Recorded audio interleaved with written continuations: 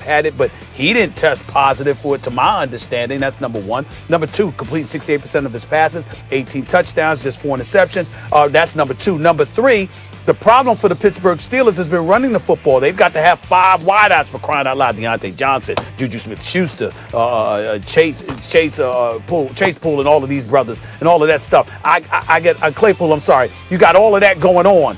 The bottom line is, against Cincinnati, you can run on them. You can run on the Cincinnati Bengals. They're in Pittsburgh as well, and again, they're the Bengals.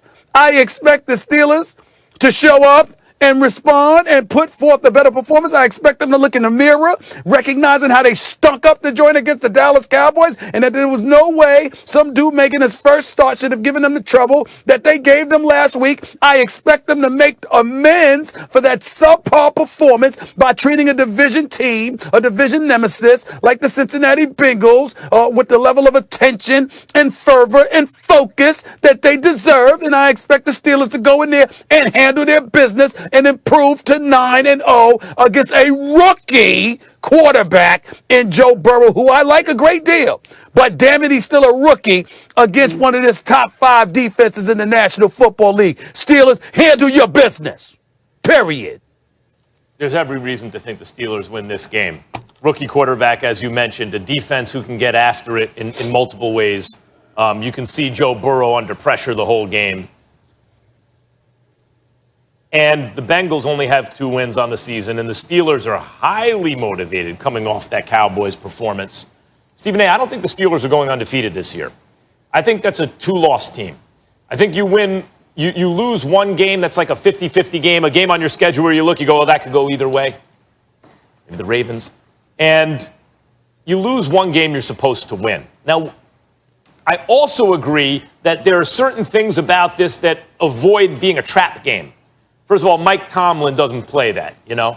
Secondly, they have worries about COVID and how many guys are actually going to be available, and they're preparing as though Roethlisberger's going to play. And thirdly, it's a divisional rival. But the game simply means much less to them than it does to the Bengals. This is a Bengals kind of playoff type game.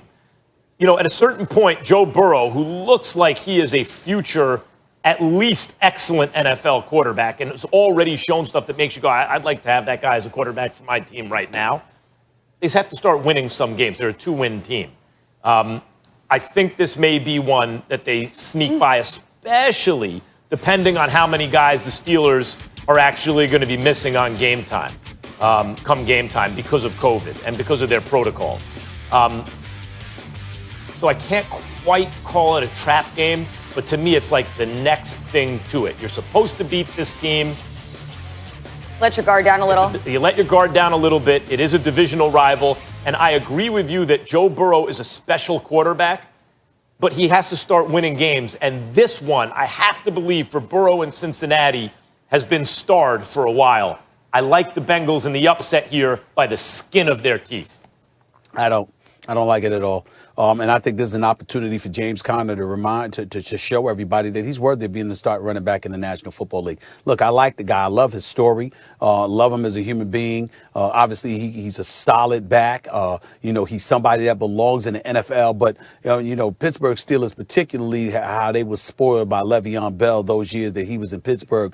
I'm just waiting for James Conner to really, really break out, not be some methodical guy that just assists in moving the chains. But when you need him on a 3rd and 1 or a 4th and 1, he just can't deliver. I don't need that. I want somebody that's going to break out and make some noise. And I think Cincinnati's got like the 19th ranked rushing defense, if I remember correctly. I'm not sure. But I just need to see more from James Conner in this regard.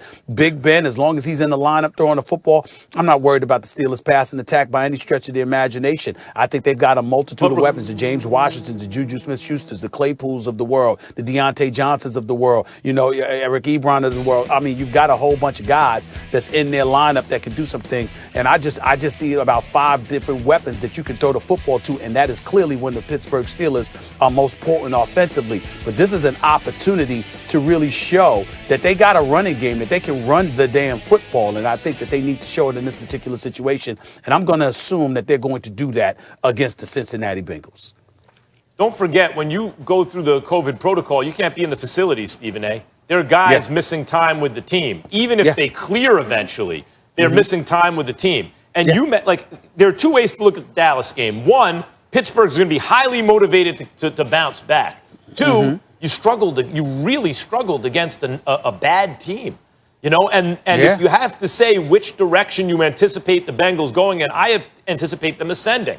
And even without Mixon, it's not like Bernard can't run the ball. Like, they have a running game, and they're going up. They can, and they're going up against a run defense that hasn't looked as stout as they've looked to start the season recently. So, yes, I expect Pittsburgh to be motivated. That's why I can't quite call it a trap game. But they're just not playing their best football right now. And there are reasons to believe, just based on practice time, protocols, even if they have their players, that football is going to get worse, not better. I like Cincinnati in an upset. Do you think the Steelers are going to go undefeated this year? No, I do not. Not by any stretch of the imagination. But I will tell you this. Because this is the kind of game you lose. If anybody could afford to sit out and not be around the team, it's Big Ben Roethlisberger. He's been there forever. He's about 38 years old. I mean, he's got 18 touchdowns, 40 interceptions, 68% completion percentage. I mean, the brother's been balling. So I look at Big Ben Roethlisberger. They know what they're going to get from him. I mean, I have faith in him that he can adapt to the time spent away from the team. Yeah. Really do. I know this. I'm taking Bernard in DraftKings this week, Stephen A. Like, he's going to be on my daily fantasy team. Good luck. Based on what I've seen from Pittsburgh recently and from him recently, I think Cincinnati will be able to get the run going. And I agree. Joe Mixon's their guy, and I think he's questionable for the game if I remember. Yeah, questionable. Right, questionable. I'm not anticipating him there. But I think Burrow, when you have a guy like that we all see, there's something special there. At a certain point in the season, you actually have to make the play to win the game. And I see this as that kind of game where it's going to come down to it, and I expect some Burrow heroics here, especially since I'm not saying this actually is a motivating factor, but people are aware. We're watching Tua and Burrow and Herbert, and Burrow was the #1 overall pick, and he's showing you why. Tua's come on recently, and the Dolphins have been winning, and the best of the bunch so far has been Herbert. And great athletes have internal motivation for sure, but they're also externally motivated.